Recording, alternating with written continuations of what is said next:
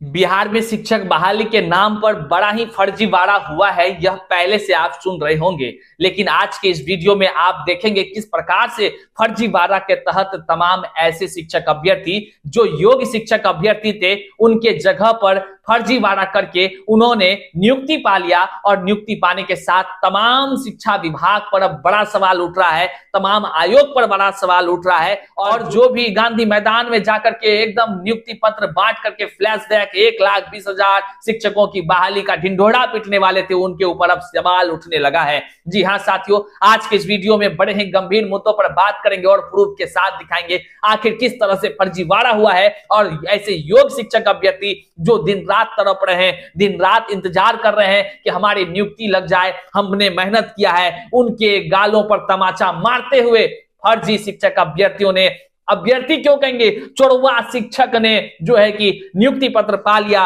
और इस नियुक्ति पत्र पाने में तमाम तरह के अधिकारी भी उसका साथ दिए। आज के इस वीडियो में हम आपको तमाम सच्चाई से रूबरू कराएंगे। चलिए उससे पहले नमस्कार, मैं हूं हरे कृष्ण प्रकाश और आप देख रहे हैं साहित्य आजकल। अपने इस चैनल पर नए हैं तो सब्सक्राइब कीजिएगा, अपने तमाम साथियों तक इस वीडियो को साझा कीजिएगा ताकि फर्जीवाड़े का तमाम तरह से जो पोल है वह खुल जाए और हर व्यक्ति यह जान सके किस प्रकार से बिहार में शिक्षक की बहाली हुई है और इस बहाली के तले क्या कुछ प्लानिंग किया गया है। चलिए करते हैं वीडियो को शुरू। साथियों, बड़ी खबर निकलकर औरंगाबाद से आई है और औरंगाबाद से जो खबर निकलकर आई है ना, वह आपके दांतों तले उंगली दबाने पर मजबूर कर देगी। मजबूर इसलिए कर देगी क्योंकि आप तमाम शिक्षक अभ्यर्थी अब बीपीएससी टीआरई 2.0 के रिजल्ट का इंतजार कर रहे हैं। बहरहाल इस इंतजार के घड़ी में तमाम शिक्षक अभ्यर्थी असमंजस में हैं, क्या मेरी बहाली होगी कि मेरी बहाली होगी, इस तरह की असमंजस की स्थिति में है। लेकिन टीआरई 2.0 से पहले अगर हम थोड़ा सा चले तो आपको याद होगा बीपीएससी टीआरई 1 की बहाली हुई थी और उस बहाली में मुख्यमंत्री नीतीश कुमार जी, शिक्षा मंत्री और साथ ही साथ न जाने कितने ऐसे सत्ताधिकारी और पदाधिकारियों ने मिल करके बहुत सारा श्रेय लिया था। कितना संख्या, 1,20,000 शिक्षकों को सीधे नियुक्ति पत्र बांटने का श्रेय लिया और तमाम अखबार चैनल्स हर जगह जो है कि इसका फ्लैशबैक किया गया।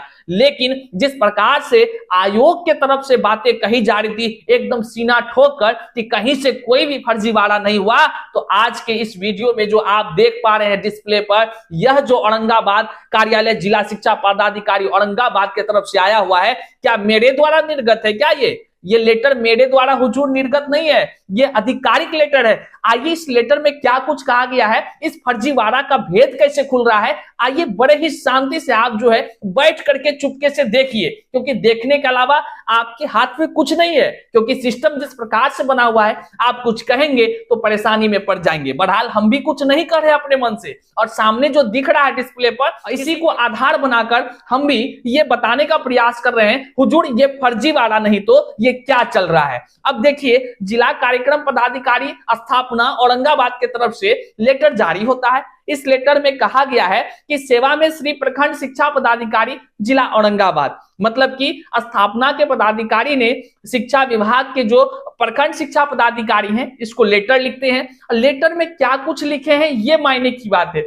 लेटर में कहा गया है, महाशय उपयुक्त विषय अंकित करना है कि अध्यो हस्ताक्षरी कार्यालय में रक्षित बिहार लोक सेवा आयोग के विज्ञापन संख्या 2823 के द्वारा अनुशंसित अभ्यर्थियों के प्रमाण पत्रों के प्रथम दृष्टिया अवलोकन के क्रम में निम्न अभ्यर्थियों की जो नियुक्ति त्रुटिपूर्ण परिलक्षित हुई है। मतलब साफ है, उसको लग रहा है जांच करने पर यह त्रुटिपूर्ण है। अब खेल, अब आप समझिए कि त्रुटिपूर्ण है मतलब किसको लगा स्थापना के पदाधिकारी जब वो जांच कर रहे हैं। मतलब अब जो जांच कर रहे हैं, बहाली कब हुआ, कुछ दिन पहले। लोग कहाँ हैं, वो शिक्षक बनकर क्या कर रहे हैं, स्कूल विद्यालय में पढ़ा रहे हैं। जो पढ़ा रहे हैं अब पता चल रहा है कि भैया वो तो शिक्षक है ये नहीं है। मतलब शिक्षक का टैग लगा हुआ है बीपीएससी पास शिक्षक, लेकिन वो ओरिजिनल शिक्षक ये नहीं है। क्यों? क्योंकि उसके पास वो जो डॉक्यूमेंट्स है जिसके बल पे वे शिक्षक बने हुए, वो उसकी योग्यता को धारण ही नहीं करते हैं। ये जांच में पकड़ाया। अब आप सोच रहे होंगे कि सर ये तो बहुत सारा गलत बात है, इसके जगह पे तो योग्य व्यक्ति हो जाते। क्या कीजिएगा, आयोग के तरफ से सीना ठोक कर हमेशा कहा गया कि फर्जीवाड़ा नहीं हुआ है। हुजूर, हम आपसे निवेदन करते हैं, अगर फर्जीवाड़ा नहीं हुआ है ठीक है, लेकिन ये सब व्यक्ति जो कि निम्न सर्टिफिकेट या निम्न तरह से जो है कि शामिल हो गए हैं, ये आपके नजर में योग्य है? तो इसका मतलब योग्य थे। आइए देखते हैं कि कौन कौन ऐसे महाराजा लोग हैं, ऐसे ज्ञानी लोग हैं, ऐसे ज्ञानी पंडित हैं जिसके वजह से हमारे बिहार ही नहीं बल्कि देश के तमाम शिक्षक अभ्यर्थी जो योग्य थे उसका भविष्य खराब हो गया। अब ऐसे ऐसे लोगों को क्या कहा जाए भैया? आइए पहले नाम से रूबरू कराते हैं। पहला नाम है दीपक कुमार, बीपीएससी क्रमांक 476398 आप डिस्प्ले पर देख रहे हैं। इनका जो है कि प्रखंड था नवीनगर और कक्षा 1 से 5 में इन्होंने जो है कि शिक्षक के रूप में ज्वाइनिंग किया है। लेकिन लफड़ा क्या है? इस सीटेट उत्तीर्ण है। मुश्किल की बात अब आई कि जब सीटेट पास नहीं है बंदा, आखिर कैसे बीपीएससी टीचर बन गया? इस क्रम में देखिएगा 1 2 3 4 5 तक अगर आप देखेंगे नाम दीपक कुमार, अंकुश कुमार, कुंदन कुमार, किरण के आगे लिखिए देती तो अच्छा होता, रंभा कुमारी, कुमारी सुशीला, ये सब जितना कुमारी कुमार सब है ना, ये सब का रोलो नंबर है सामने, ये सब सीटेट अनुत्तीर्ण है। कोई स्टेट अनुत्तीर्ण है, मतलब स्टेट पासे नहीं है, और आयोग साहब उसको बना दिए, लो भाई तुम बीपीएससी पास टीचर बन जाओ, और जो योग्य अभ्यर्थी है उसके माथा पर 2-4 जो है कि एकदम परेशानी का बोझा डाल दो, अब फर्जी वाला बन जाओ तुम। ये आयोग के तरफ से पास मोहर लगा होगा तभी जो है कि ये वहां पर गए हैं। और देखिए ना, एक जो है कि जांच में पकड़ा गया, अब पकड़ा गया तो अब हमको एक चीज तमाम शिक्षक अभ्यर्थी लगातार बोलते हैं, पूछते हैं, भैया एक बात बताइए, इतना सारा जो शिक्षक अभ्यर्थी, कहीं कहीं तो बीएड का डिग्री का संबंधित मामला है, मतलब बीएड डिग्री से वो बन गया 1 से 5 में, जबकि बीएड वाला को तो बाहर किया गया था। अब आश्चर्य की बात है, पीआरटी में बीएड वाला को भी बना दिए। 6 माह का कोर्स करके बन गई कुमारी सुशीला जी। अब कुमारी श्वेता जी का क्या मामला है? 1 से 5 में बनी है, बीएड डिग्री से है, और फिर और भी है, और हद तो हो गई सोनी कुमारी जी जो मदनपुर की हैं, 9 से 10 में ई बहाल हुई हैं। एसटीईटी प्रमाण पत्र की वैधता अवैधता वाला मामला इसके साथ चल रहा है।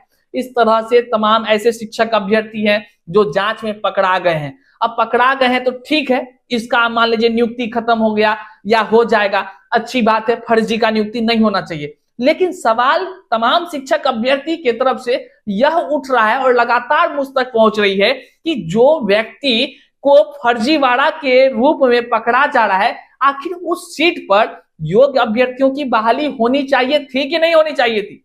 योग्य अभ्यर्थी बहाल होते कि नहीं होते? और इस फर्जीवाड़ा वाले जितने लोग हैं उस पर कानूनी कार्रवाई के साथ साथ न जाने क्या क्या हो, जो भी हो भले हो, लेकिन उसके चक्कर में योग्य शिक्षक अभ्यर्थी परेशान हो गए। मुश्किल और सवाल तो यही सबसे बड़ा है, आखिर न्याय उन तमाम शिक्षक अभ्यर्थियों के साथ जो नहीं हो सका, क्योंकि ऐसे फर्जी लोगों को जब परीक्षा के रिजल्ट से पहले पकड़नी चाहिए थी, चाहे आयोग को ही पकड़ना चाहिए था, रिजल्ट उन्होंने ही जारी किया था। तो सोचिए किस प्रकार की बातें और किस प्रकार की न्याय की बातें हुई। बहरहाल 1,20,000 शिक्षकों को नियुक्ति पत्र बांटने का ढिंडोरा जमकर के बिहार ही नहीं पूरे देश भर में किया गया, और जो है कि अब आप उसका परिणाम ही देख रहे हैं। और अब तो सोचने का विषय है, और आपके मन में प्रश्न उठ रहा है कि आखिर कितने रियल पदों पर बहाली हुई है। तो ये मेरे तरफ से भी है कि अभी कहना सही नहीं है, क्योंकि हो सकता है आपका पड़ोसी जो अभी विद्यालय में शिक्षक बना है बीपीएससी पास, कहीं उसका सर्टिफिकेट कहीं इसी तरह का ना पकड़ा जाए। बहरहाल अब देखने का विषय है सरकार की तरफ से क्या कुछ ब्यौरा निकलकर सामने आता है, किंतु इतना तो तय है, शिक्षा विभाग हो या जितना भी तरह से शिक्षक नियुक्ति की प्रक्रिया में लगे हुए पदाधिकारी हैं, कितने भले मन से वो कार्य कर रहे हैं, यह एक चिंता का विषय बना हुआ है। हम तो धन्यवाद अदा करेंगे ऐसे पदाधिकारी का जो कि इस फर्जीवाड़ा को पकड़ रहे हैं और तमाम तरह से नोटिस आगे ऊपर तक पहुंचा रहे हैं। बहरहाल हमारे इस चैनल पर नए हैं तो सब्सक्राइब कीजिएगा, ताकि आपको सटीक जानकारी हर तथ्यों से आप रूबरू समय होते रहे। अपने तमाम साथियों तक जम करके साझा कीजिएगा, क्योंकि फर्जीवाड़ा को रोकना है तो आपको आगे बढ़ना ही होगा साथियों। बहरहाल यहाँ तक वीडियो देखने के लिए आपका हम तहे दिल से आभार व्यक्त करते हैं। अपने साथियों तक साझा कीजिए, लाइक कीजिए, अपना विचार कमेंट में अवश्य रखिए। तब तक के लिए जय हिंद साथियों।